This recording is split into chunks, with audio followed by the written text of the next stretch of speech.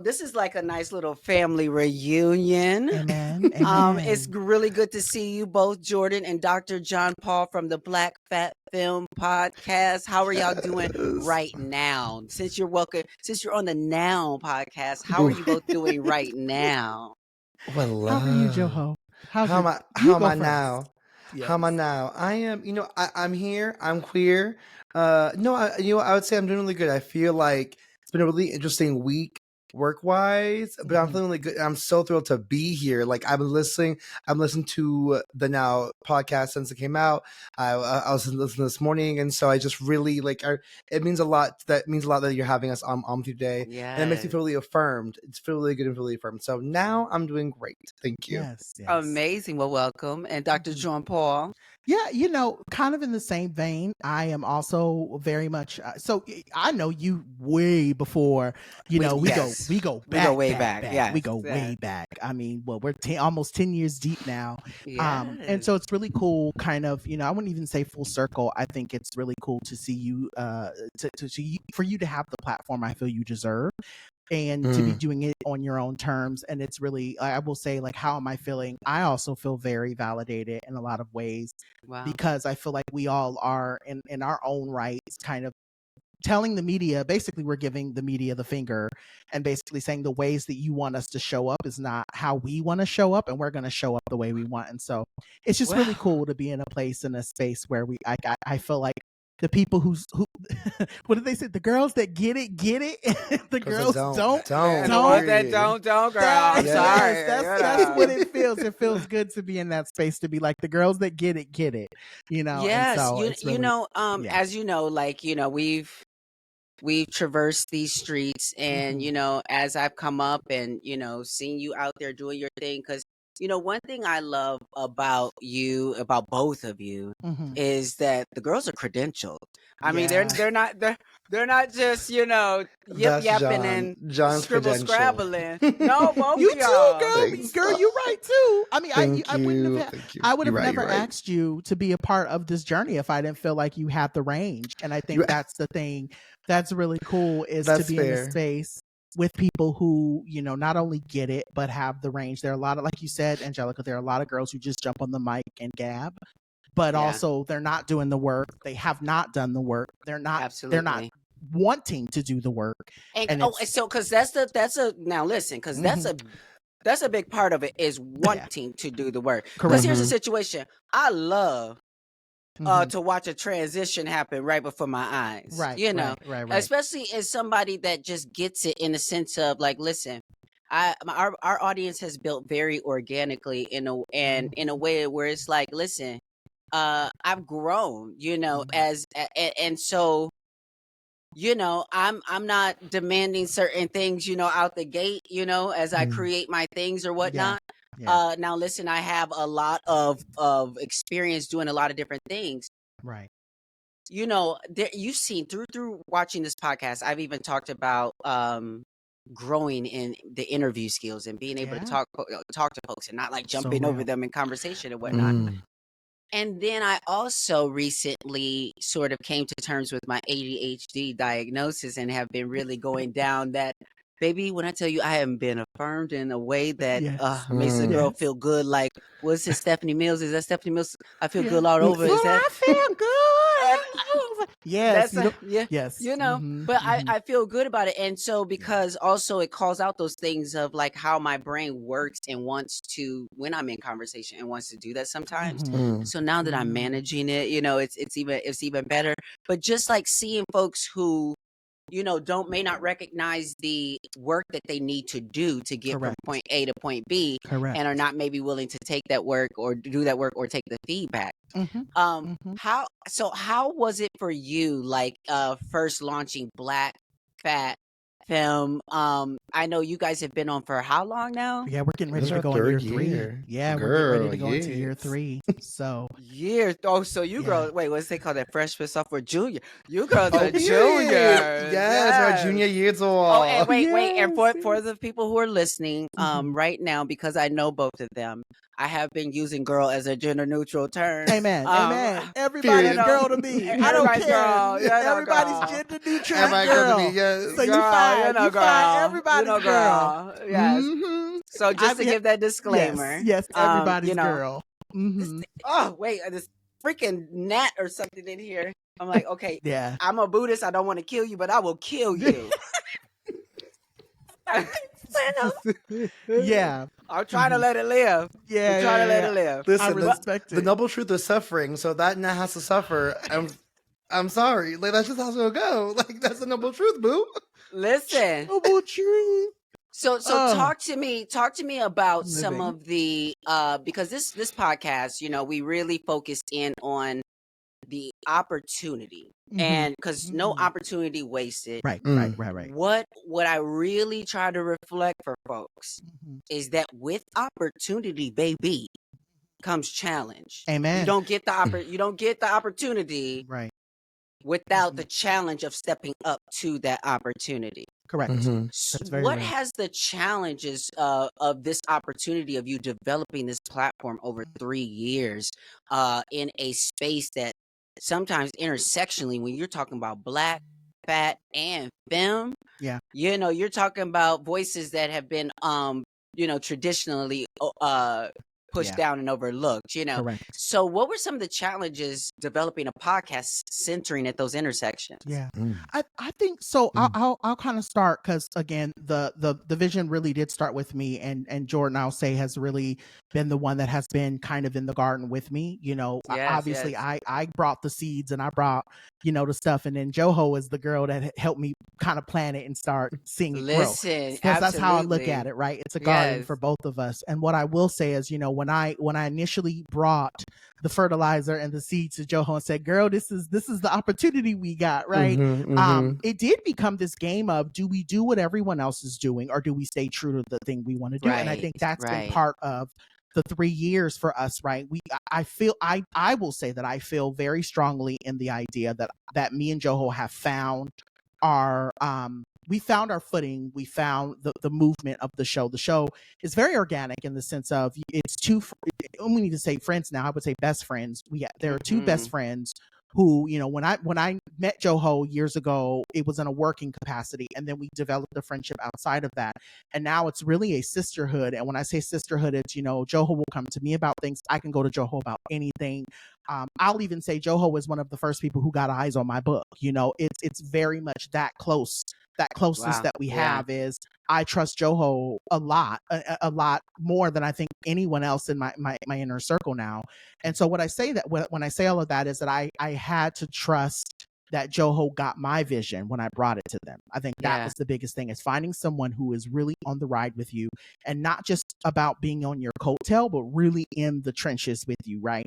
And I think people also, I will say this, and then I'll pass it. I will say, I think people think podcasting is just turning on a microphone, coming up with an idea. It's a lot of and it's so much writing. For us. It's writing. Yeah, I mean, we share the responsibility of doing our show flows. We share the responsibility of booking people. We share the responsibility of, like, right now I want to give them credit, like the live show that we're doing in October, that was all Joho coordinated a lot of that, right? Wow. So it's like we're constantly in this. It's good to have a good team partner. It's just it's an amazing team dynamic where it's like, I know the days that I can't show up, Joho's going to show up for me.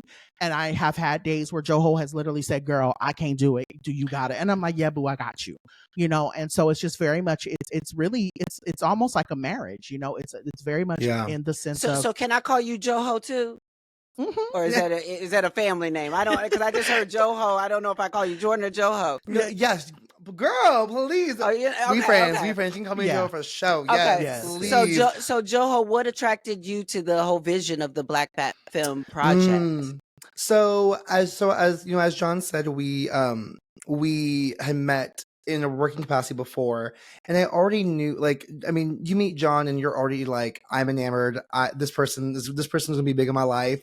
And I mean, when I first met John, I was like, please be my mentor. Please be my mentor, because John was like everything that I like everything that I had that I envisioned, like if I actualize like the work that I do as a human being as an adult, because I met John when I was in my early 20s, right? And so like Wow. John is like a big actualization of what that looked like, and so I knew I wanted John to be in my life. And John and we had both done written work, we had both done like speaking work, and so we were always in like the same spaces, same circles about what we did, focusing on blackness, on queerness, on fatness, and all the above.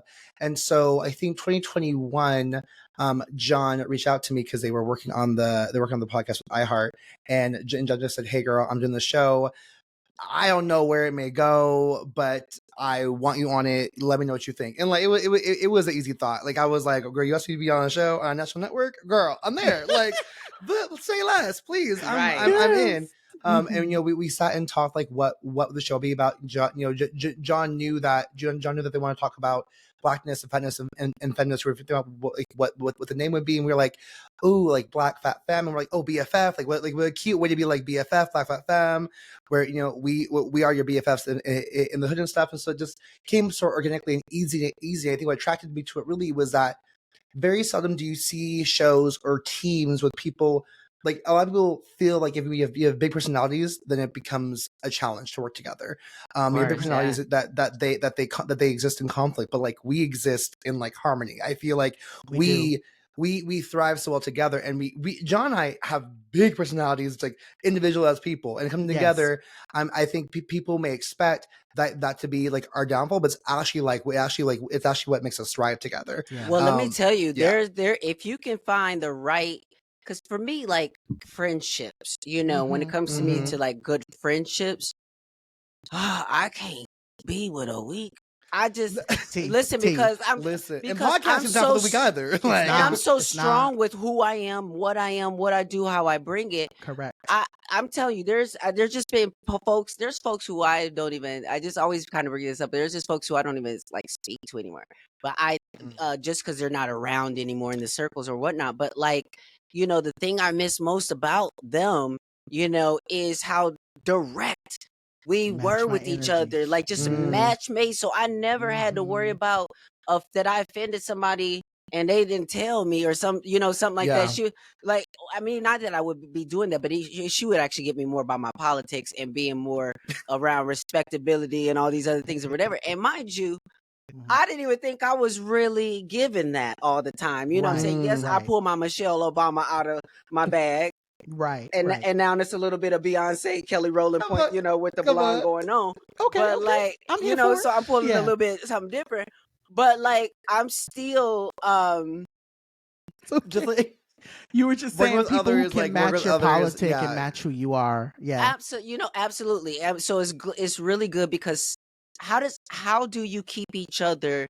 How does that flow go? You say you both kind of write it together, but how would you describe that flow that you have with each other from episode to episode?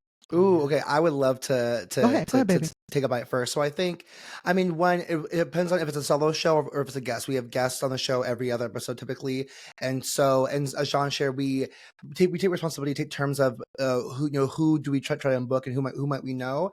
In most cases, John knows the folks that we're bringing on, and John knows them more personally, and I may know them like by their work. And so really, like John and I, we have a group chat with our producer. We text all the time. We text every day in that group chat. We text each other every day. We really do. We're always asking each other what ideas do we have for the show. We're 111 episodes deep right now, which is a lot of content, right? That's an hour and a half each episode. We're like 100 something hours of conversation made, both with and without others. And so our flow is that we constantly ask each other the things in which we are trying to talk about or reach.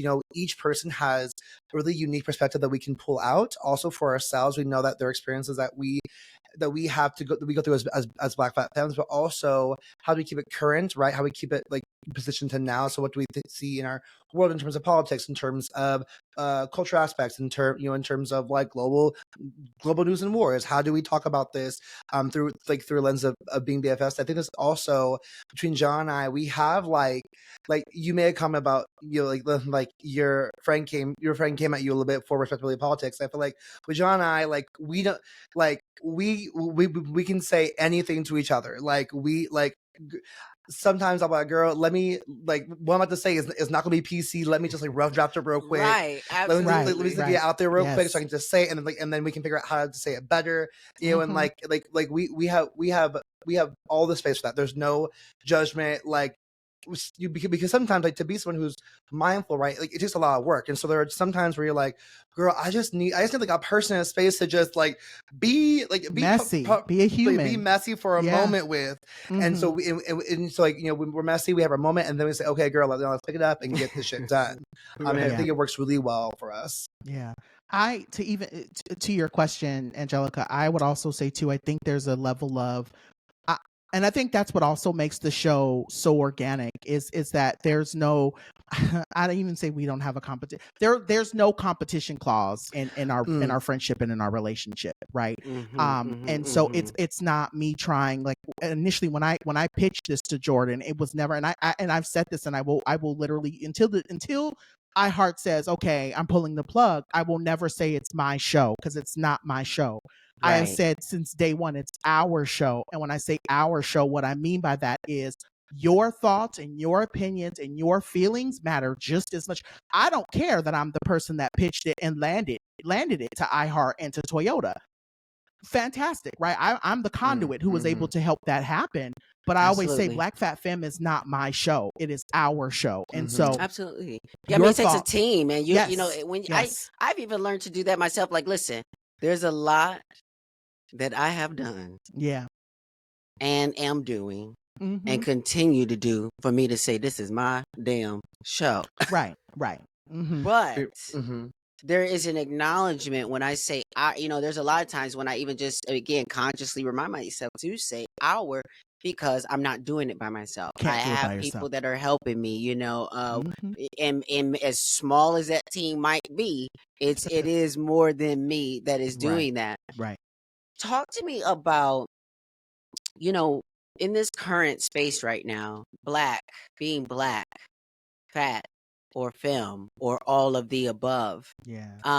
And having to, I feel like we're all on social media. I mean, I know that there are the few out there that are not, but when you are talking about doing anything in the entertainment business, in media, and, you know, then you have to have social media. Yeah. First of all, I'll ask you this personally, and then I'll ask you, like, in the broader sense of things. But, you know, how do you maintain your mental health in a space that is so anti-black, that is so anti-fat, that is so anti-femme? Yeah. Okay. So I'm gonna take every opportunity I can to plug it. You know, I talk about this in my book, which you can pre-order on Amazon. Yes. You know, Black Fat Femme. If you search that on Amazon, it will come up. But I talk about this, and it's not even just to say, you know, I will say that the show and the book, they kind of were created, you know, at the same time, right? I wrote my proposal and I sold the show at the same time. And so very much there's a lot of interwovenness of that. But what I will say is recognizing that a lot of people don't know how to engage us because they've never had to. Or giving people the grace, you know, in one of the chapters that I talk about, you know, I specifically talk about the relationship I have with my mother. And me having to give my mother grace, I had to also recognize too, like, while I was still mad at her for some of the things that she said and she did to me, there's still that piece that had to recognize she never experienced a queer baby before, right? Right. She's never had to interact with a queer person before. And so there's a lot of grace that I give people, right? So, and I always like to tell people there's a fine line between people who are trying to understand you and walking on eggshells and may mess up versus the people who intentionally want to hurt you and harm you. Those are the people that I don't engage at all. But what I will say is that there are a lot of people who are really, and so that's really what Black Fat Femme is. It's like, come into our world, get a taste, you know, come to our dinner party, right, honey? You know, y'all used to going over there to eat with the white folks. Come on over here to these Black Fat Femme, the Black Fat Femme space, and actually get a meal, honey, because I know you're hungry. You know, and a lot of Hollywood parties, you're just hungry because everybody's eating hors d'oeuvres and girl, can we cuss? bitch, grab you a plate. Yes, You know what I mean? Like that's absolutely. really what our show is to grab you a plate, come as you are, and be who you are.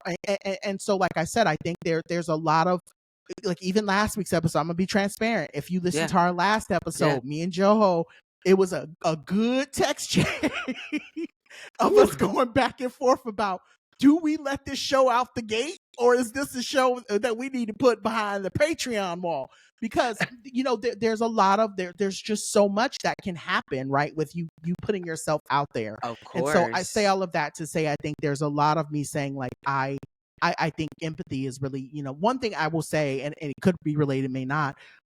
If there's anything I've truly learned from working with Joho, is to be a more empathetic person, to be a much more considerate person, because and I'm gonna say this, Angelica, because I feel like we're friends and we can say that. Yes, Me and yes. you, we're good at chopping people's necks off. That like our caliber. And I don't mean to, but listen. No, but but again, you also have to recognize it's our lived experience, right? Our lived Absolutely. experience is we gotta protect us because nobody else will. And Yeah. so I've And learned. sometimes you gotta pop out and show ninjas. And Oh. You know, do. You do.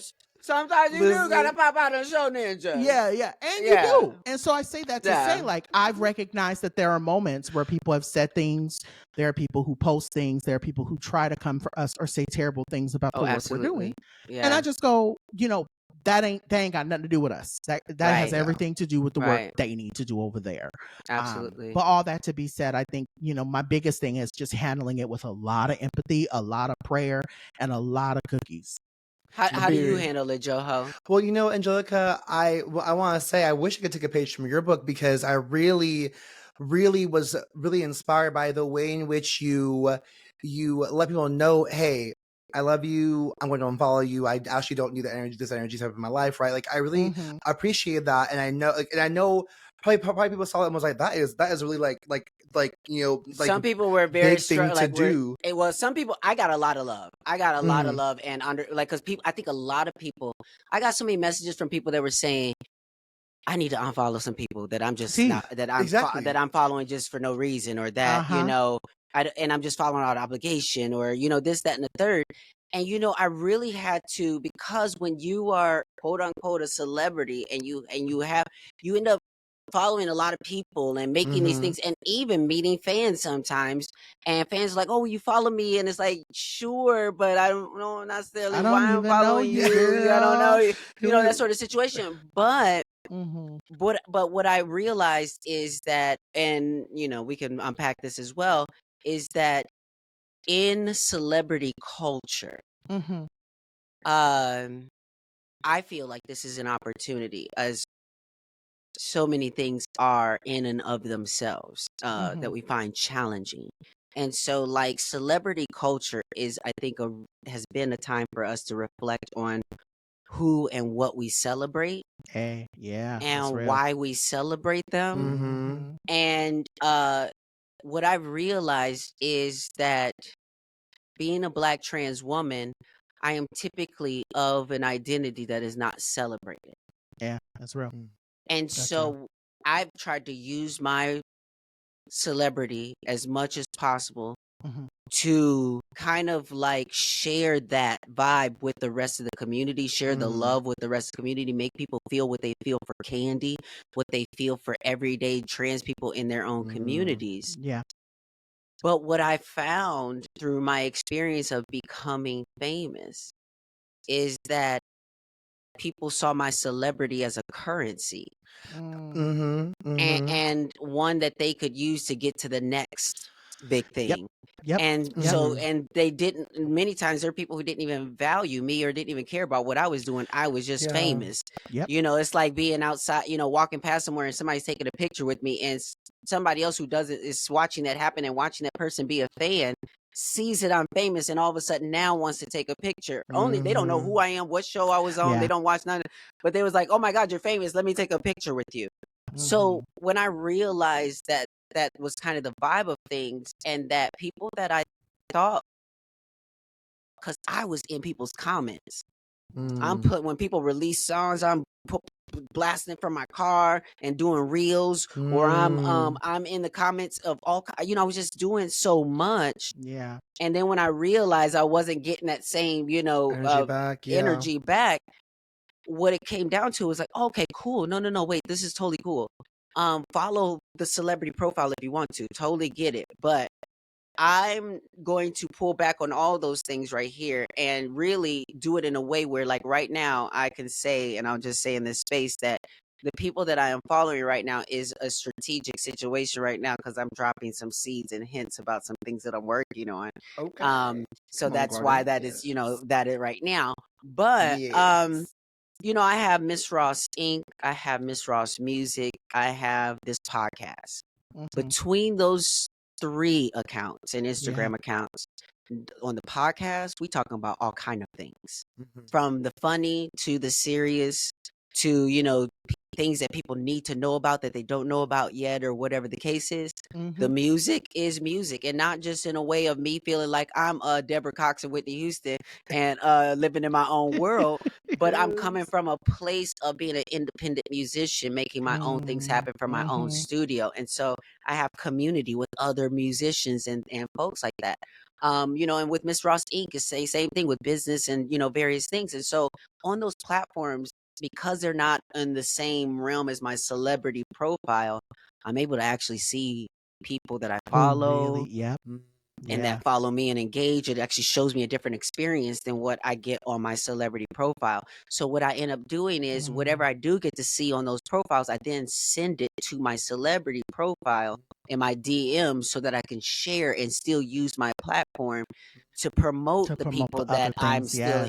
Absolutely. But I'm like tricking Meta, because Meta won't let me talk about Free Palestine. It won't let me do, certain things. It's kind of limited. So I'm trying to outsmart the system and moving that. And that's why, I redirected that. And that was one thing for my mental health, that I was able to, because I was able to realize who was there just for the celebrity and who was really willing to follow me and engage still and support. If I can, go ahead. Yeah, please. I was just say, you made a point about no one wanting to celebrate like you as a Black trans woman, and no one wants to celebrate Black trans identity. And I think all beyond that, like, no one wants to celebrate, but everyone wants to commodify and exploit it. And so I think what you did is such a beautifully intentional way of saying, I actually refuse for you to access my energy in that way, and I'm going to wield my energy the way that I want to wield it, in the way that I want to protect my peace. Like, protecting your peace is not easy. It is hard. It costs you friendships. It costs you money sometimes. It is expensive in every way, and is also worth it to do. And so when you ask me how I protect my mental health, I think I also am mindful of who are the folks I'm following that actually like adds to my experience online. And also remind myself, like, sometimes everything online, that shit does not matter. Like, there really does not matter. There are things that matter. There are a lot of things that do matter, and like, especially as they relate to really real consequences and real issues in our world. But there are so many things that happen online that I'm like, this does not matter, and I'd rather focus on how I present myself in person, because I'm gonna tell you, I get death threats every day. I get death threats for being fat, for being Black, for being Jewish, for being queer, for being all the above. Like, there's always someone in my DM saying, I hope you die. I can't wait to see you on the street and knock you out. Like, just all these wild things. And there are times where I'm like, wow, like, does this affect me or scare me? And I think I remind myself, one, I know that like around my people who I surround myself with, I'm safe. The people that I have in my life, I know that I'm safe with them. I know that they'll ride for me. I know that they'll fight for me. Hopefully we don't have to fight, because I don't believe in fighting. I don't believe in fighting, but I do believe in as my dad would say, ending some shit. Like, I know that's right, but I will end something real quick. Listen, okay. You may start it, but I'm going to finish it. I'm going to end it. That's how it goes. That's how it goes. You can start it if you want, but I will end it. And you were going to say also, Dr. John Paul. Yeah. Oh, I was going to say to both of your points. I think I feel this so much, and I was going to say, because I think people think, that conversation around celebrity is touchy, but it's real. Because what I will say is that there are so many people who think just because you're following folks, or So my point was to I think, is this Yes, yeah. Chaperone? Is that her name? Yes, Chaperone. yes, Okay. Oh, the Chaperone. singer, Yeah, right? The singer. Yeah. To her Mhm. point, this idea of how people think just because they follow you and that they quote unquote support you, that they have access to you. And Yeah. I want to say, like, I think that for me, I had that before the pandemic. I was very much in that mind of like, oh, I want to be in it with folks. I want to be with the dolls. That was where my mind was. I want to be with the dolls. I want to be one of the girls. And I shake my shoulders that way because that's what it felt like. And then after the Yes. pandemic, when the world started opening back up, I started recognizing that so much of this shit is smoke and mirrors. And a lot of us are dealing with a lot of BS that no one wants us to talk about. And even for me, right, I know I don't have your platform, Angelica. I don't have TS's platform. I don't have Dominique Morgan's platform. There are a lot of girls that I follow that I know and love personally that I don't have their platform.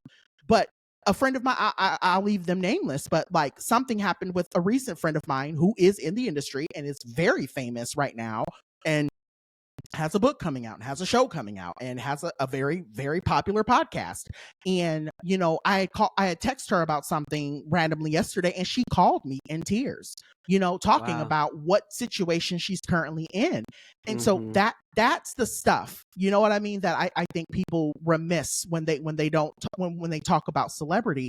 And I mean, I didn't want this whole conversation to turn into that, but I definitely, I mean, but we're talking about mental health, and it's all included. Yeah. I will say that with the even with the notoriety, right? Like I'll say this, like people know my show, people know who I am and what I do, and there are some days where I have to tell myself, girl, this person is about to come up to you. Like I can see it in their face. They're going to come up to me because they follow me on social, or because they've seen me on Netflix, or they know the show, or they've seen me on someone else's show. And I have to turn on this energy that I don't oftentimes have, right. You know. And so I think a lot about that. You're not always wanting to perform. No. I just want to get my groceries. Like I'm hungry. Facts. Leave me alone. I'm hungry. But my biggest pet. Oh, yeah, go ahead. I was saying, but my biggest pet peeve is when someone meets one of us and they're like, like since seeing you online, I feel like you and I would be best friends. No, we would not. We would not. I'm so sorry. We actually would not be best friends. I have no idea who you are. Like, I knew John. I think John and I do great jobs. I think there are folks who present themselves differently online than they do in person. And I think John and I are two people who don't do that. I'm glad that I was going to say, knowing you both, but knowing Dr. John Paul for as long as I have, like, I mean, yeah, we can have a certain kiki, you know, behind the scenes, just saying things that, you know, we don't have, but we are still the same people. And what I've found, especially when I was like in my illness and dating men, well, you know, what I found was that, you know, because it was really, it had a strong hold on me. Yeah, it had a strong hold on me. But through prayer and lots of chanting Nam Myoho Renge Kyo, I love that. I have been healed. But please, yes. But you know, during those times, I would meet these men, and wow, I mean, let me just tell you, first of all, I think obviously baked into probably my experience of dealing with men who probably wouldn't publicly say that they're dating a trans woman. Yep. I hit some very cis heteronormative marks for folks when I'm just, you know, sitting here wash face with no makeup on and, you know, just root realness with my blonde hair and things like that. You know, basically I've had these, you know, guys who are able to live this sort of double thing, but it went beyond that for me. I would see, like, from their Instagram presence or what they were selling to who they were, it was like Dr. Jekyll and Mr. Hyde. And they were subscribing. And I now know so many people who have created online personas and different things, but that's not who they are. No. I mean, there's even like, and of course you've got folks like, you know, remember Joanne the Scammer, and you've got, I think, even other folks who are great, you know, comedians, but because they have made, because how they introduced themselves to us was this persona, and then you meet the real person, and then there's this sort of this disconnect. For me, I've had to, you know, it's not been easy, and I've had some very tough phone calls with friends and people who I've had to say, I do love you and I do support you, but I'm just recognizing that we are not friends in the ways in which you are willing to stand with me in any kind of way. Hey, You that's know, real. That's real. Like I could get arrested Mhm. here in Georgia for protesting, and standing up and saying all the things, and people, I've been socially lynched, in the sense of like having met basically I'm a bona fide quote unquote celebrity, but Mhm. Meta has got it twisted that they think that they control the value of my celebrity through their platform, Right. because Right. capitalism and corporations look at those metrics when they are trying to make brand deals and different Mhm. things. And if you're getting certain engagement, and if I'm no longer getting that engagement, if my account's being suppressed due to, speaking up for genocide across the world and all the things, then, and as, Valerie Spencer, a Black trans woman, put me aside, she was like, doing things the way that you're doing them, you're going to make yourself invisible to the community that needs to see you. Mm. And so that is why I've had to recalculate. And I've had to remove things where it's like I'm still the same person. I'm still saying the same things, but I'm realizing there are limitations that are Yeah. coded into the fabric of the Yeah. way things are, not Yep. only on Meta, but in Mhm. the policies and the way that we operate things here in America. So real. So So real. for me, I'm having to stand firm in the ways that I redefine the ways that I engage. When we Yeah. talk about engagement, Mhm. when we talk about, views and all of that, taking responsibility for all of that, Mhm. that means that I'm very intentional.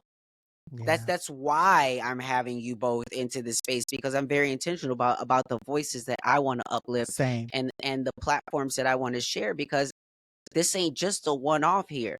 Yeah. This is not somebody. I'm continually invested in Yeah. seeing your success. Same. There's other things that I can't really talk about right now Right. I know. We know. We're that here. I We're put into here. your ear a Come while October. ago. Come Yeah, October. We got work to do. exactly. We We can are talk here. about some Trust things. me. I know. But come October, I'm ready to work. But I got you. But yeah. Absolutely. But Yeah. in this space Mhm. where social media co-ops terms like friend in a thing like friend request, or in Wow. Yeah. in Yeah. things Yeah. like following, Mhm. when I had to realize, wait a minute, is this someone that I need to, should be, or even Mhm. want to Want follow? to follow. Yeah. And so how have you My God. cur Sorry. how have you Yeah. curated Mhm. your online and offline space to support your mental health? I will say this. I was thinking about what you're saying right now about following and thing. And I remember there were years ago when I would follow people and I would mute them so it wouldn't be weird when I met them in person. But now I've gotten to the place that if I feel like I need to mute somebody, then I do a soft Go lock. ahead now. Yeah. And I think for me, it's like if that means I need to mute you, that means that something that you're saying or something you're doing is bothering my spirit. And being okay with that, being okay with the idea that I may run into them on the streets at an event and it may be weird, right? But at the end of the You can say day, that damn Meta mhm, ain't been. yeah, it may be weird. I got I don't know. high. I don't know Oh, what no. happened. I That don't know wasn't me. how. I promise it They wasn't ain't been me, showing me nothing, child. girl. Man, Well, done I took don't my even know account and unfollow everybody from my bad. I always say not everybody's for everybody, and I think that's the thing Right. that I find to be value. 2024 has taught me that, and I'll say that up front and be very Yeah. transparent. Going into 2024, I had two people that I thought, and I was going to say friends, and I'm glad I said people because they're not my friends anymore. But I had two people that I thought I was really cool with, out of the blue, randomly say, "Hey, John, I don't think we can be friends anymore." And it was a lot for me to process. But now going in, we're in the latter part of the year, and also I'm 6 months out of therapy. I can say, like, I understand that for them, whatever I was radiating, whatever I was doing, whatever I may not have been doing, whatever the case may be, Absolutely. to them wasn't they didn't want me as their friend, and that's okay. And I think that's the thing we have to learn, is that I think social media has a way of making us feel like we have to engage everything. We have to engage everyone. And I'll be transparent in saying there are people who probably feel like I should be more vocal about what's happening over in Palestine. And I've said this, and I will continue to keep saying this. The reason why I keep my fat ass quiet is because I don't feel like I have enough knowledge or enough range to be able to have that conversation. Now, if you want to get in and you want to spar with me around AB 1955, or you want to talk about, the anti-trans bills that are being, I got you. I can jump in the ring, right? Absolutely. But not I think a lot of people need to kind of be in that space of, because it's okay. There are it's people, okay to say I don't know. It's not even I don't know. There are a lot of people who get it and are going to give you the right information. And I am not, and I'm just going to say this, I don't have the energy, or I don't have the capacity at this time in my life to do all of the work I need to do to be that informed on this conversation. And that's the real of it. Right. Absolutely. Well, I'm gonna tell you this though. One thing that changed my world on this whole thing, I don't know if you've seen it yet, but it's a documentary called Israelism. Have you seen it? I was gonna say I was listening to the part 2 today. Of your interview with them. Because he identified. They identify as trans. Aaron Axelman was one of the co-directors, and then the other co-director is this really cute, pretty Jewish girl, that seems like she ain't gonna start no problems, and she is causing the system down. She is out here wreaking havoc with this documentary, and not in all the best ways, because I know what you're seeing is Jewish people who are being kind of ripped apart and put back together again, because the lies that they've been told about about history and all these things, that having that ripped away, but then being reunited with their humanity, that sees the humanity in other people, that doesn't create these narratives of children of darkness and all these different things that kind of happen. So for me, it was always very complicated, and I never knew enough, and then when it clicked, when it clicked, and that's why I've been the way that I've been, because it fucking clicked like click, but like it clicked like girl, I got it. But what I will say, and it's not that I'm being intentionally obtuse about it. What I'm saying is, it's not that I don't. Me and Joho have had these conversations, and there are things that Joho continues to keep walking me through about me fully being able to understand it. My thing has been, not everybody needs to be on the platform taking up space talking about it. Right. Yes. So my biggest thing is this: I want all of us free, and we are. That's and I'm going to be free, the thing. And that's what I'm going to get us free, right? It's really standing on saying that I want us all to experience all of us to be free. Freedom and liberation. However, it's the same way that I get a little perturbed when cisgender, non-queer people try to speak up for queer people. It's like, yo, that's a privilege, right? And so that is a part of my privilege to say, I got the Black struggle right here. I'm gonna go ahead and go speak about the Black struggle. I can also talk about what's happening over there in Palestine too. But my thing is that I don't want to take away from my Palestinian brothers, sisters, ladies, and everyone. Well, you know what? I think a way to, but you know what? I think a way to not take away is a way, and this is where I think this is work that I think all of us at all the intersections can do in order to rise all tides. I think it's to find the connection. Amen. So that it's not about me talking on your behalf. It's about understanding that all this shit is connected. Yeah, and here in America, I'm trying to pay for my student loans. I'm trying to pay for housing that is continually inflating, or whatever. I am trying to continue to find work in a environment that is rolling back DEI protections, that are making it hard to fund minority businesses, with the Supreme Court cracking down on things like the Fearless Fund. I saw that. I You saw know, that. being people who work and educate and consult in education and corporate spaces on equity and inclusion, and being in this environment when those things are being pulled back, having our bodily autonomy taken away from us, not having, money for the basic rights and things in healthcare here. And then you're telling me that all the money and taxes that I pay are going to another bitch household somewhere else outside this country.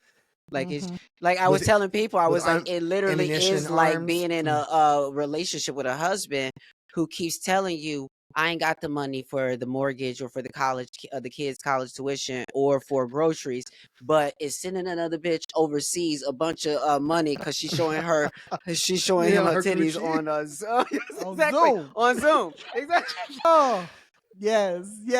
But I no, I hear But you everything you understand say. the, I the get it. correlation. I get it. So I'm saying just Yes. understanding the connection of Yes. what is allowed not only on those children over there, but on our children on those college campuses who were Yep. trying to use their right to protest.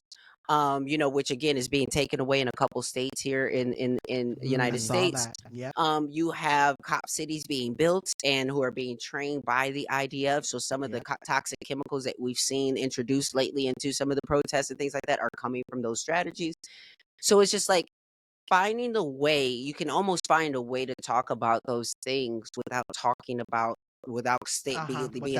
spokesperson for those causes, is saying that I want to live in a world, right, where these things instead of us spending money on war and on bombs and on things, that we spend money on community solutions, on not having to have women and children, working in the most worst conditions so that we can have the best technology.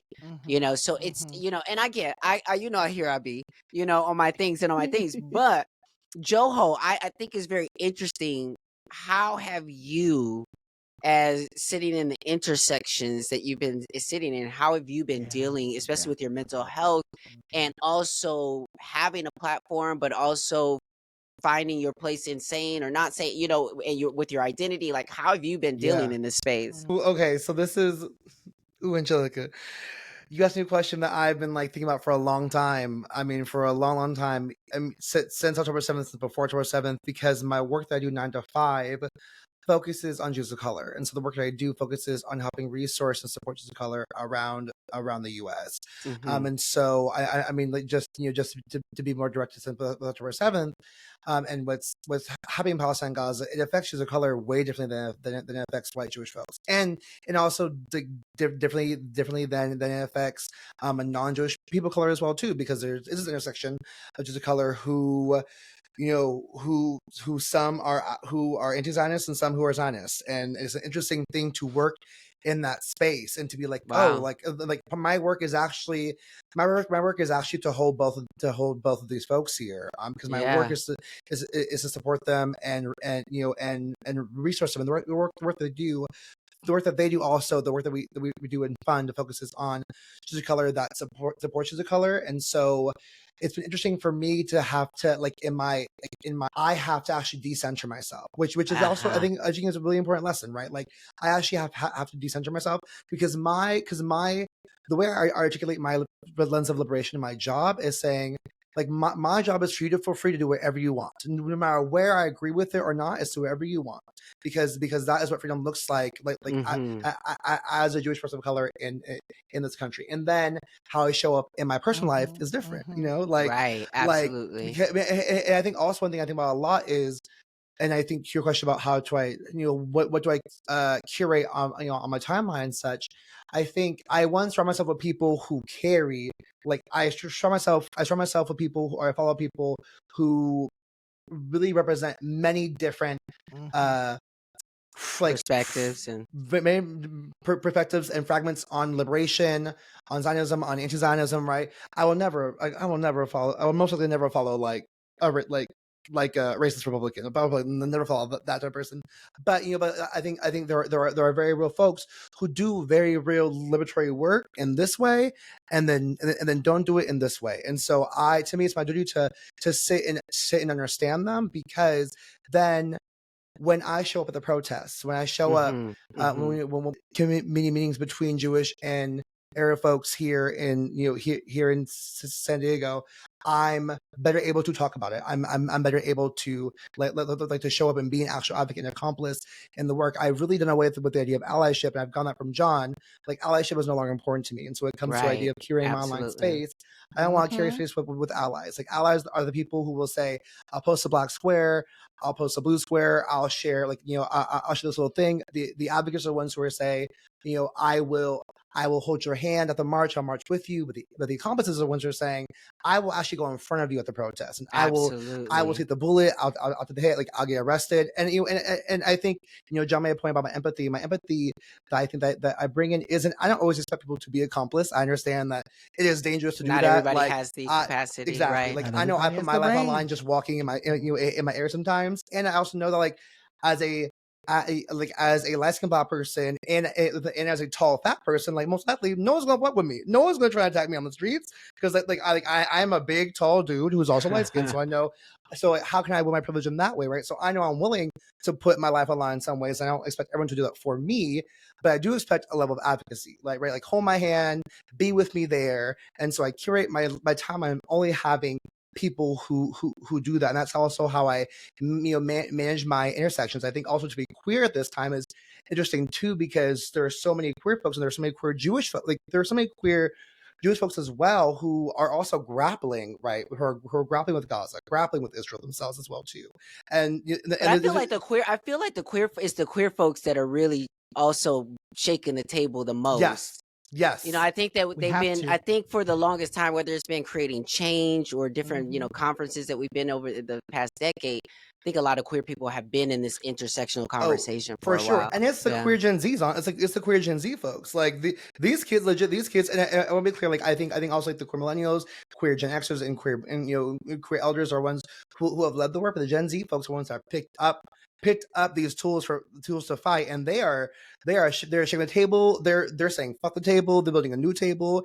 And so I think I also surround myself with people who are doing that work, and I take directive, right? Like, I think also to a point of I may not be able to speak in some ways I want to because of what I do, but I can still take directive of where do I send my money.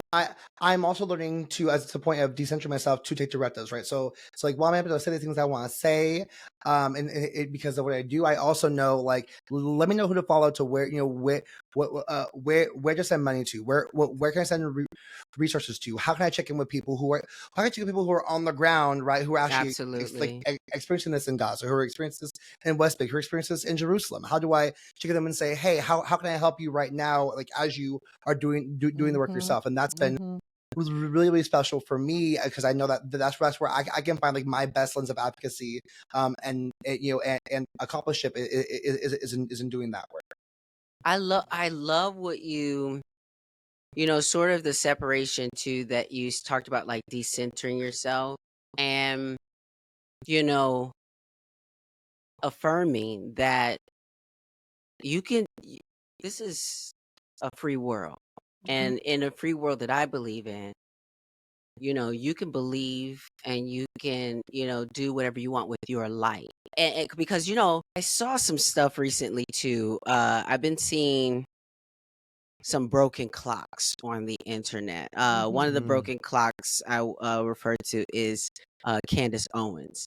She is one of those broken clocks that is right about twice. I won't say a day, because that's a little bit too much.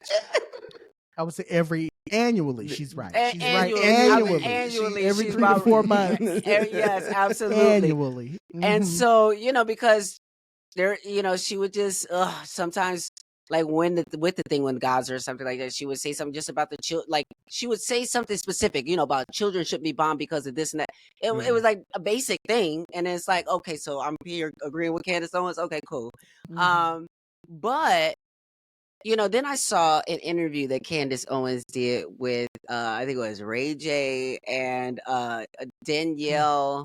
It was a trans woman. I think she's a Latinx trans woman, but kind of white passing. I think she's actually dating LeBron. I mean, not LeBron James. I was like, LeBron Was James. Kourtney Kardashian? I mean, not Kourtney. Yeah, Kourtney Oh, Kardashian's ex-husband. his ex, yeah. Her ex. Or her ex, sorry, yeah. Lamar, yeah. I Lamar, think yeah. she's yes. I was like, not So not I me saw doing this.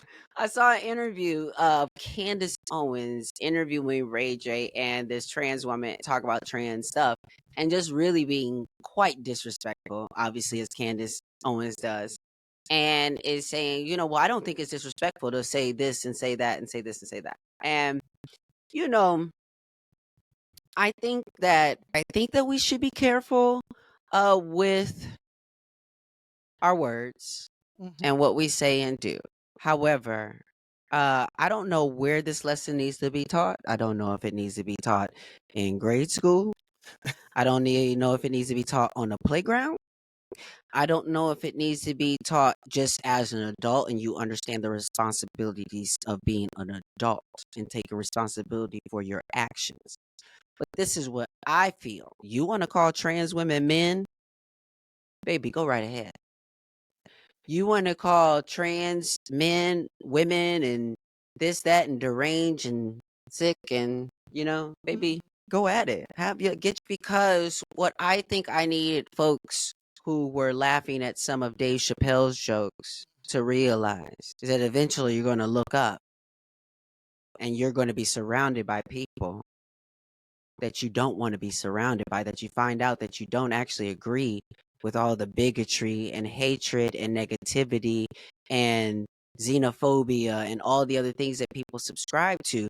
But because you want to hold on to this privilege of being able to oppress or make jokes about or, call people out of their names or treat women a certain way or what have you. Because again, there are circles of men who are affirmed in treating women the way they treat women and continue to do so. And they're celebrated and celebrities and what have you. They can continue to do that. But then you've seen a lot of stories come up lately about the mental health of men lately who are not having sex as much, who are not in relationships as much because the women have said, it's not given what I needed to give. So I think that the consequence or in Buddhism, we focus on cause and effect. So it's basically, we say, if you do this, this could, might, or will happen. Cause and effect. And so I know that's a dangerous place to be because, it's like a place of almost saying and affirming people to be mean and do whatever they want to do. But I think that I don't know if there's some natural order to that, a natural order to people getting tired of being around certain things and wanting to grow out of that. One of the things that I'm going to be in my winter circle group that I do and sort of just with my Buddhist practice, every week I'm just getting into this place where I'm like, okay, I get it now. Okay. So whatever I'm studying in my Buddhist thing, that's great for me and my Buddhist group, but also there's these like seeds and elements that are very valuable and I think needed for the greater population. And so, one of those things that we're talking about is just that there is no good in isolation of evil. And just saying that, it's kind of the yin and yang of life, but that it's the call of all of us, I think, in all the work and the different ways that we do things. Yeah. To whether it's fat phobia, whether it's femme phobia, whether it's transphobia, whether it's racism, all of the different things that might be seeds of evil or spin-offs of evil doings or behavior or thoughts. That there is no good in isolation of evil, but it's so much so that evil can be turned into good. But what they say is that, like, if we just allow evil things, people, thoughts to just run their course, like X, like Twitter, just free for all. Yeah. Those things are not going to just automatically, magically turn into goodwill and good things. Right. It's only by the yin and yang happening of those things coming out or doing, and then people being willing to challenge that evil. Right. And to challenge those notions and to help people change and evolve past those things, and therefore transmitting that evil into good, but it's like I think that can be done in so many different ways, and I think that's where sometimes we get lost in the work and what the work looks like, what the response looks like when you are Black, fat, femme, or trans, or any of the above. Sometimes the revolution is just being willing to not only walk out your front door as you are, but to then actually amplify yourself, your platform, your voice, or anything like that. How dare you? Did you expect the response of your pre-orders so quickly? Like I've been seeing chills. just like automatically, like you're in the top numbers. Like I Oh shared my it, but I God. can't remember. Like Yeah. what share with the people Yeah. Damn. Oh gosh, it struck a chord, and I got emotional about it. I have not gotten emotional about any of this. It's so weird. No, I honestly don't. I never expected any of this, to be honest. When I started doing this in 2014, when I say starting to do this, right, it was this. I want to make a name for myself. I want folks to know my story, or I want folks to be able to see a Black fat femme person like winning, because that's where this came from. It came from me working in education, feeling so silenced in a lot of ways, and meeting students and meeting youth and meeting people who were looking at me and saying, I wish I would have had you when I was this age, or I wish I would have had your story when I was that age, or I wish I would have known you 2 or 3 years ago. That would have helped me, trigger warning. That would have helped me not have had my second or third, suicide attempt, right? Like those were the stories that I was getting in 2012, 2013, 2014. And so when I started kind of branding, DoctorJonPaul as a brand, and I hate saying it that way, but that's the only way we can really talk about it, right? Absolutely, because you're talking about you meeting capitalism and having to like use those means to amplify what you're doing. Like it's and so it's gross, right? It is really gross. And I know people, shout out to Dr. Jen Jackson, who has said, I'm not interested in following brands. I'm not interested in I respect that. But what I'm saying is when you are also somebody, like you said, who is not very different from you're the same on and off. Right. And so I was really just trying to say, I want to be a voice, and I want people to be able to know what that voice is and where that voice is coming from. And so I'm going to share my stories authentically, so that way, and we're just going to call it when people say DoctorJonPaul, I want people to know that is a storyteller who is speaking their truth and their way, period. That was literally what that was. And so then when all of the stuff started taking off, and I'll say like even 2017, 2018, when people were calling me in to do speaking engagements, and when I was, keynoting, the biggest keynote I've ever done was a 15,000 people conference, right? I never thought that I would be in, I forget what city I was in. I think I was actually. You was like moderating conversations with me on stage and stuff. I'm moderating, right? I'm looking at celebrities who know my name. Like I'll never forget. Like one of my moments where I was like, this shit is real. Like I walked into a room and Amber Ruffin knew who I was. And she was like, DoctorJonPaul, it's so good to see you. And I just was like, the hell, like this woman that I watch, that I love, knows who I am. Absolutely. Right? T.S. Madison is addressing me, right? Like there have been moments in the last year or two that have been so affirming. Me and T.S. Madison being seatmates in first class together. Like, come on now. Isn't that a lovely affirmation from the universe? Right, sometimes? Like looking around being like, I'm in the same space flying, and she's sitting a row over from me in first class, right? And we're going to the same place. We're going to LAX. Absolutely.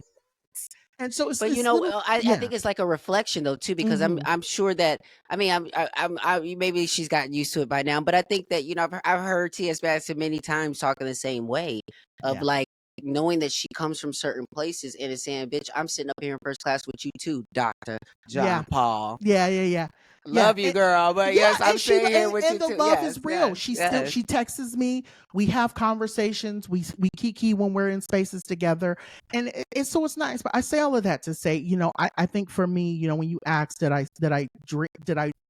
ever envision this? Yes and Mm-hmm. no. I want to say yes Correct. and no. Right. There was a Right. part of me that knew it was going to be hard, that knew that it would also be hard to bring people on, and that's the thing I constantly keep trying to tell people, Oof. that this shit is not just for me. I'm not doing this for me. Mm-hmm. My team, most of my team is black, black and queer in some capacity, right? My agent is a black queer woman. My podcast host, the person who edits my podcast, is black and queer. Like, I'm That's always trying amazing. to put someone else on with the platform I get. And Mm-hmm. that's just who I am through and through. I'm Mm-hmm. gonna always look out for my people. But I definitely will say, I think for me, the biggest, when you ask about the book, and I'm really doing my best not to like bawl right now. I don't know why I'm so emotional about it. Uh-huh.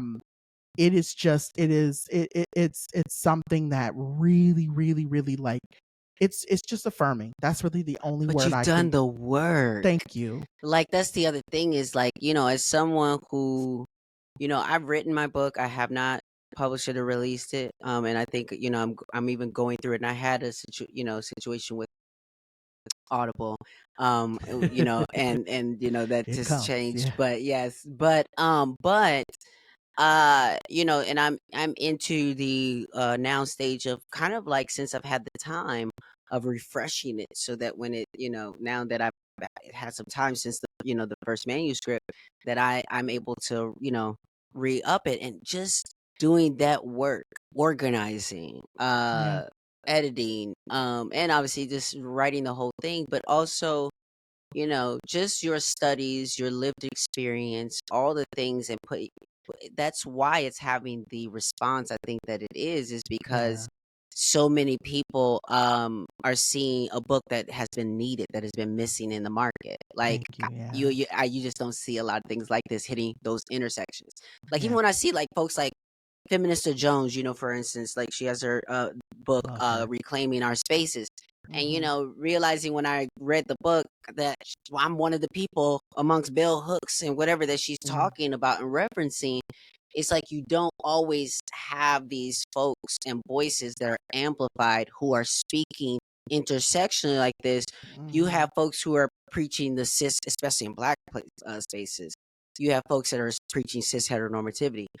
Before I let you go, what was Hmm. it like on the was it Essence Fest It that you was were Essence just Fest. Yeah. what was it like being on the Essence Fest space and being in that space? Because I know that like even Essence Fest and that space has continually been trying to do work at making that space more Hmm. inclusive. And we know there's many people that we are allies with and that are there, but we know that maybe structurally they haven't always been ready for us on the main stage. Yeah. Essence Fest. It was fun, but it's also still very much. It's still very cis. It's very cis head. Yes, And so I think patriarchal. yes. So it's always interesting to see how people take you in when they see you in your authenticity and you walk into a room and you like, hey girl. It's always interesting. But what I will say is, what's been really affirming, what continues to be affirming, is the moments when someone. So I'll say this. So I actually, while I was out there, I had went out to lunch. I was getting something to eat with someone who was in the program I was in with. And again, someone came up to me and they were like, "Oh, Dr. John Paul, I know who you are and I follow you on social. It's so nice to see you." It was another queer baby, but it was one of those moments of like, you could just tell they were just grateful to be at Essence Fest and to see me there. It wasn't Mhm. even about the celebrity. It wasn't even about Mhm. the and I feel that all the time. I feel that so much when you go into a space and you can just tell that someone is just so thankful that someone like you is there. And I Yeah. think that's the reason why I'm so grateful for Black Fat Femme. That's why I'm so grateful for the book. I'm so grateful for my friendship with Joho. we're going into spaces and we're reminding people that it's okay for them to be who they are in a world that is still, and and that's what I think baffles me more than anything. We're in 2024, baby. and we are still living like it's 1952. Nigga, Well, and we use and we use that "we" word lightly because we really mean some of y'all. Because right. We still living our lives over here. Yes. Over here. What I'm saying You know that prophecy some of y'all spoke over the lives of gay people that you only gonna be. Listen, some of us we living pretty well. It's all right. And honey, my bills are paid, and my bills are paid. Yeah, I am paid, and my bills are paid. I will say that, but what I'm saying is, I look around and I'm like, this antiquated, old ass thought process around identity and experience and lived experience. It's like let it go, girl. We got to let it go. But I say all of that to say, you know, it just, I think that's what Essence Fest did for me, was that it's those little moments. It's not even about, like I said, it's really not about the stage. It's not about being in the room with, you know, oh, I'm an influencer, I'm doing that. No, all of that can go out the door. For me, it's those moments when somebody sees me and I see them. And I even talk, like I said, I there's a moment in my book where I write about that. There was an experience me and my partner had at Disneyland a couple of years ago. A little kid, I could see his face light up when he saw me and my partner together. He like looked at us and he smiled. Little black boy. And I hold that story and I hold that energy and that experience in that moment. It lives in my head because I think to myself, if I had that when I was 6 or 7, right? If I had that at 12 or 13, I probably wouldn't be doing what I'm doing now, right? And I love what I'm doing. But what I'm saying is like, I think it's just, I dream of, when I set out to do this, my dream has always been to make someone else's life easier. And I'm so grateful that me and Joho can do that every week. Well, you do, and it's just such an organic, you know, back and forth between you two on the podcast. I love the podcast. Before we go, with no opportunity wasted, and now, and just the you know concept that we've been talking about, whether it's you know from mental health, to sort of you know being your own sort of cheerleader or what have you. For the folks that are listening right now, that might be you know, struggling with the challenges in being black in America, or being femme in America, or being, you know, fat in America in a space that is anti all of the things. And right now, they need something right now in this moment to feel something different, to improve, whether it's improve their mental health, hear some different words. What would you give folks in this moment to say, this is what you can do right now? Wait, I have a few answers, if that's okay. And I also, please. just in the spirit of now, no opportunity wasted, I also want to take a moment to also like clarify my earlier statement as well too. Like, when you asked me about about curating, because I want to be really clear in saying that when I say like to decenter myself, I don't mean it through a lens, like I don't mean it through a lens of being dispassionate. I don't mean it through a lens of like of neutrality. Like I want to be really clear. Like, it's not through a lens of neutrality. It's really through a lens of knowing the best ways in which you can show up, and then will show up excellently. Because I think I want to be really clear. There are times where people, if I can't show up in my fullest self, then I won't be able to actually do the work that I want to do and help people I want to help. And so I want to be clear on that, of like being the ways in which you show up. And I really think a lot about when we had you on our show, Angelica, the idea of I can love you, but I can love you, but I don't trust you, and like having discernment to say, I love you, and I'm here for you, and I will fight for your freedom, but I don't trust you to fight for mine.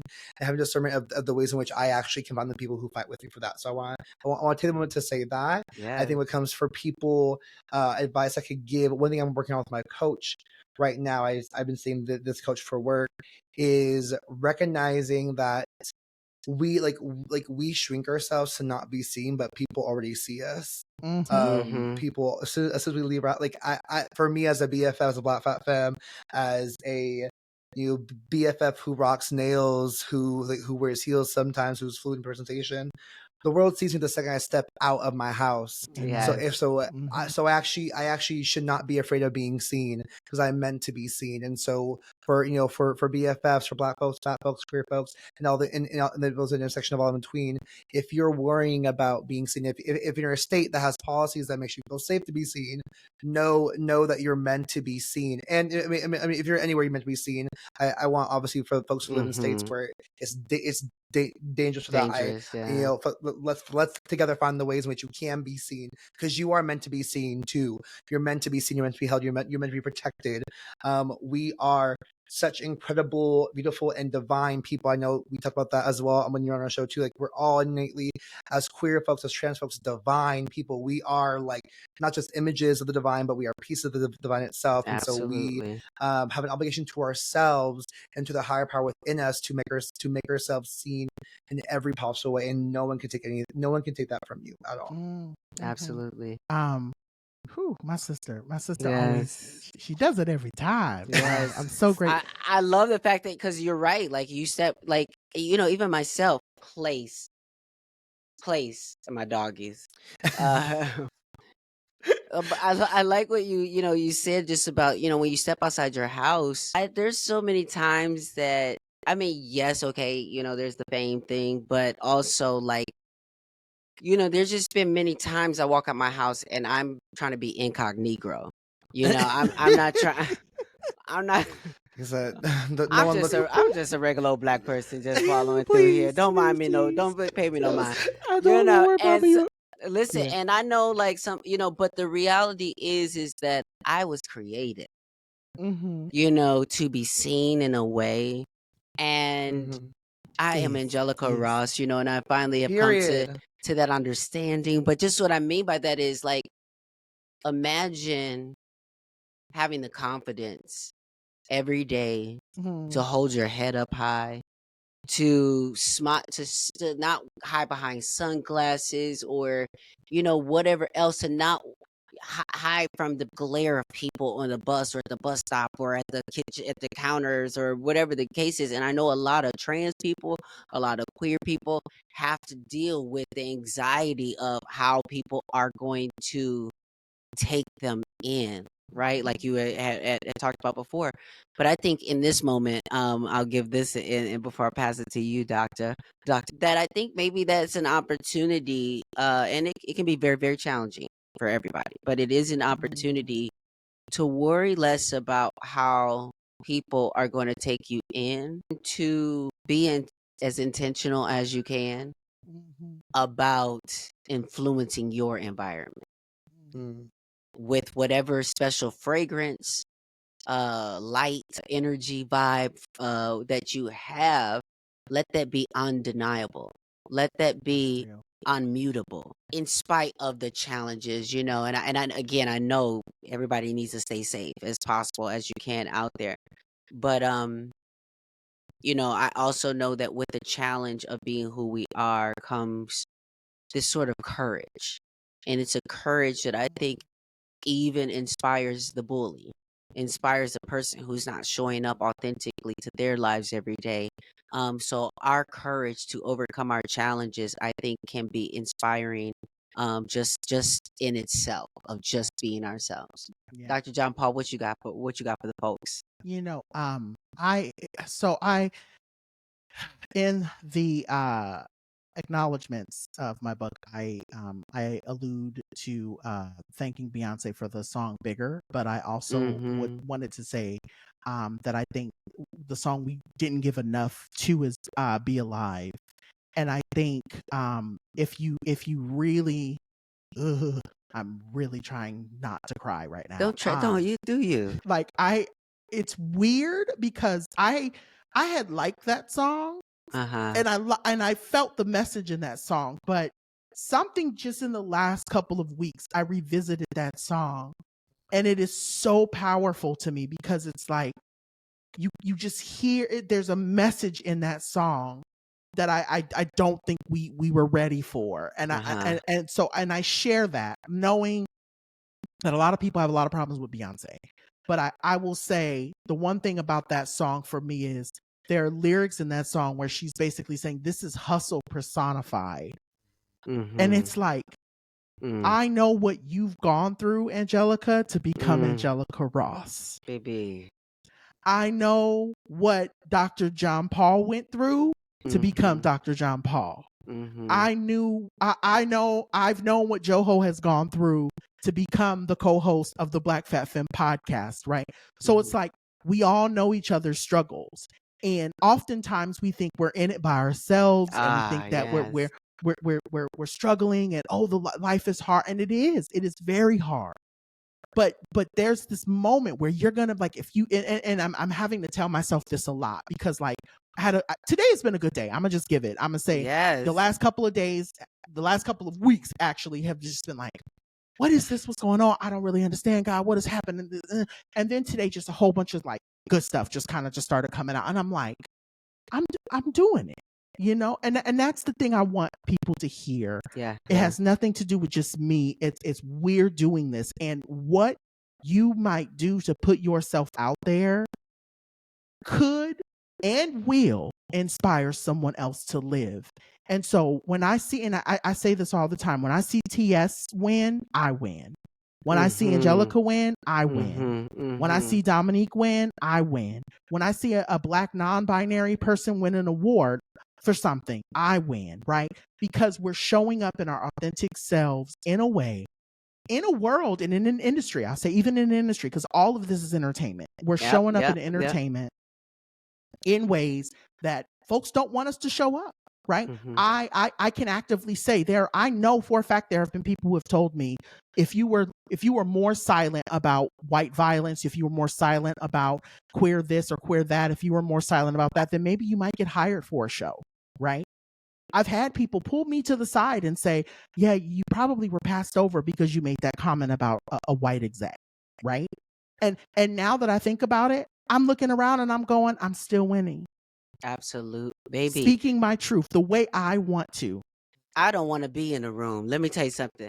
I've learned to do a dog whistle. Hello? Let me go.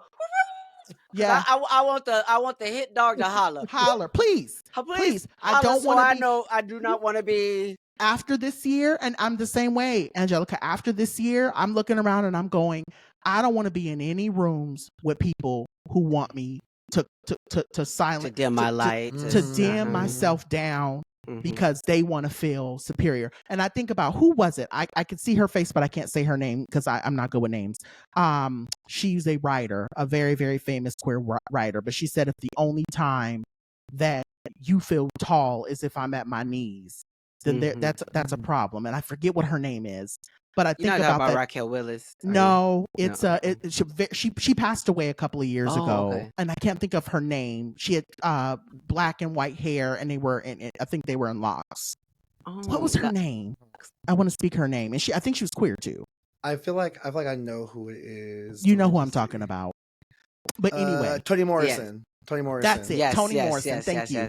I remember seeing a clip from her. She was being interviewed, and someone said that if the only time you feel powerful is when I'm at my knees, then it says more about you than it says about me. And I think about that often. If somebody has to make me feel small in order for them to feel big, we don't need to be in the same room.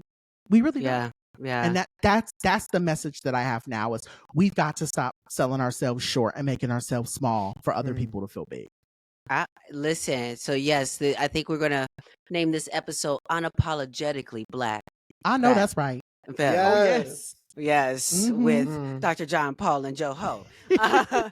Thank you so much for this conversation and just kind of being very transparent about, just the mental health of it all, and giving some really good advice. And congratulations on 3 years on the podcast.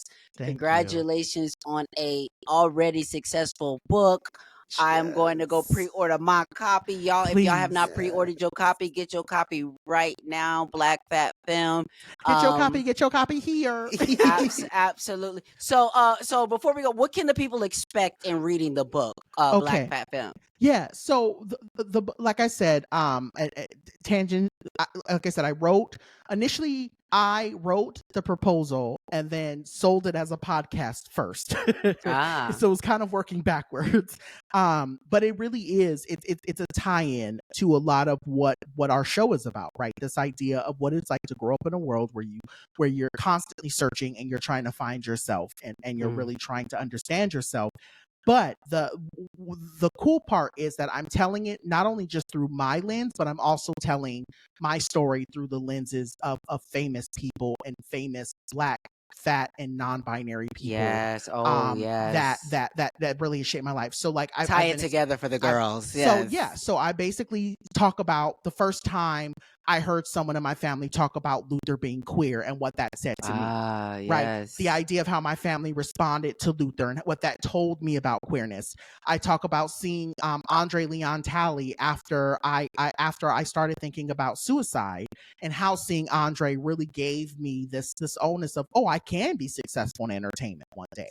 I talk about a lot of folks don't know who this is, but Jason Williams, who was on a lot of people here again, I call them my mother. I'm thinking, I'm like, wait, but Jason Williams was on the second season of Making the Band, and he was the quote unquote den mother. And I have a chapter about them calling him a queen and what that meant for me being called a queen. Right. I go into all of these the first time I ever meet Latrice Royale, who wrote my forward. All of these things, these are all people who like inspired me, but also helped me figure out who I was in a world where I wasn't allowed to. And so that's really what the book is. I've been saying, and I will keep saying, it's a love letter to Black Fat Femmes. Well, that's amazing. You know, I'm one. I might not be all three, but I'm two of them. So I'm gonna get the book, and I think that you baby. I think that it's going to. There's a lot that'll still resonate with me, you know, as well, because I listen to your podcast and just I find myself obviously and amen, and I heard that, and that's right, you know, a lot of times. So again, thank you and congratulations, Thank you, baby. and y'all, we will be right back.